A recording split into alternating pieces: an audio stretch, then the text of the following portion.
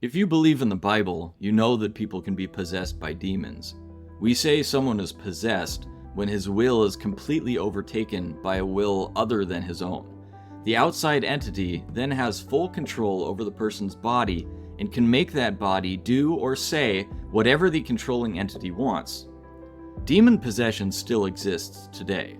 In the Western world, we bury it, pretend it doesn't exist. We hide the demon-possessed people away in mental institutions, and we put scientific-sounding labels on their condition, names like schizophrenia and panic disorder. Most of us think that putting a label on something is the same as explaining it. If we can say that someone is schizophrenic, it must be because psychiatrists have figured out the cause. That is, they can pinpoint the exact chemical or structural problem in the brain that causes this behavior pattern. Right? Well, no. Not at all. These labels are just categories that we use to describe people's behavior. Just like we might call one person playful and another person serious. It does nothing to explain why. So demon possession absolutely still exists. We hide it behind category labels and mental asylum walls.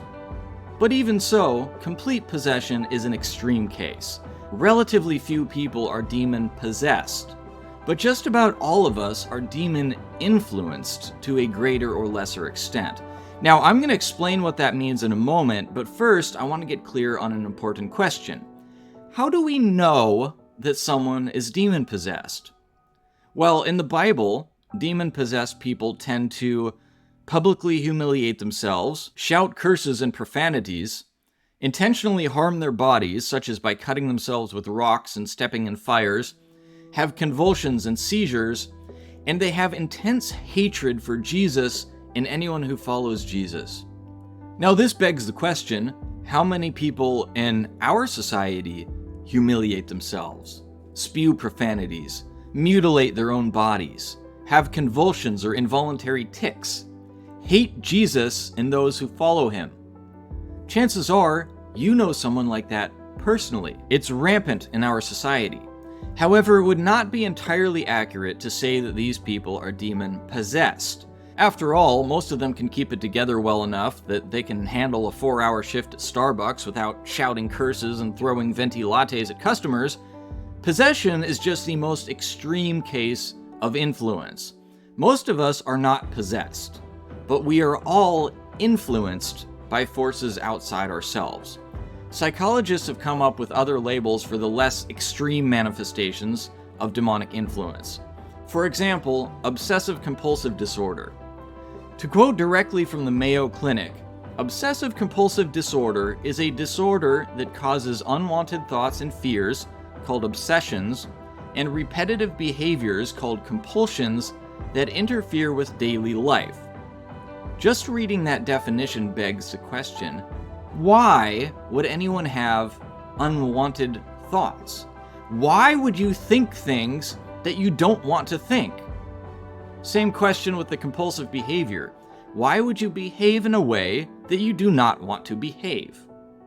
Well, the answer is right there in the name. It's compulsive. You are compelled. It's a fancy way of saying forced.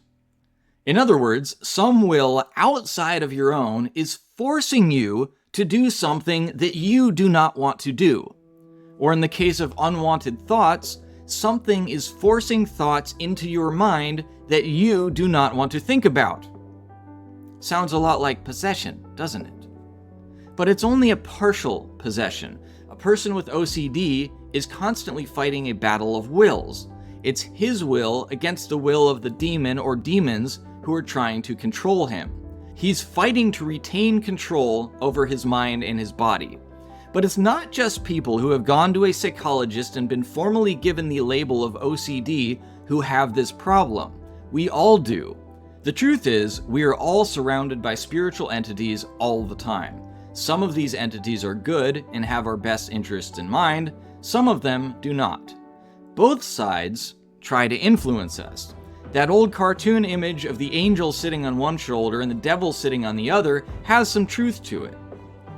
But now let's look in the mirror for a moment. How many times have I had unwanted thoughts? How many times have I thought something horrible that made me shudder, or that made me feel useless or unworthy? How many times have I engaged in some activity that I knew was only going to hurt me? How many times have I shouted or cursed at somebody, even though I knew it was only going to make the situation worse? How many times have I put something in my body that I knew was going to harm my health and make me feel bad? Is any of this resonating? If so, maybe it means you have a bit of a demon problem yourself. We all do. So what do we do about it? Well, the biggest step is just recognizing that this is true. Recognizing that not every thought that pops into your head is yours, and that there are outside forces trying to compel you to take actions that are against your best interest. Modern society wants to hide this information from you. As the Bible says, the demons are in control of the power structures of this world, and they do not want to be identified. They want you to think that the evil thoughts they put in your head are yours, so you blame yourself, so you feel guilty, so you feel like deep down you're a bad person. This makes you weak. It makes you susceptible to their influence. If they do it enough, maybe you'll give in completely and allow yourself to be fully possessed. That would be their greatest victory. But here's the good news. You don't have to. You always have full control over your body and your mind as long as you choose to exercise it. When a thought comes into your mind that you don't want, you can recognize it. You can say, I disagree with this thought. Clearly, this thought is not mine. Someone else must have put this thought in my mind. I will let it go. I will not give it consideration. I will not give it energy. More powerful still, you can pray for the spirits who are persecuting you. Follow the commands of Jesus. Love your enemies. Bless those who curse you. Demons are nothing more than spirits who have gone astray. They are God's creation, and He loves them. They are prodigal sons. You can pray for them that they will see the error in their ways and return home to their Father, who will accept them with open arms. The demons who are persecuting you are the most miserable of creatures. They are starving and sleeping with pigs. They have no peace, no love, no comfort. They live in hell. So don't fear them. Don't hate them. Don't wish evil upon them. Have compassion. Pray for them to see the light and come home. You might just save 2 lives.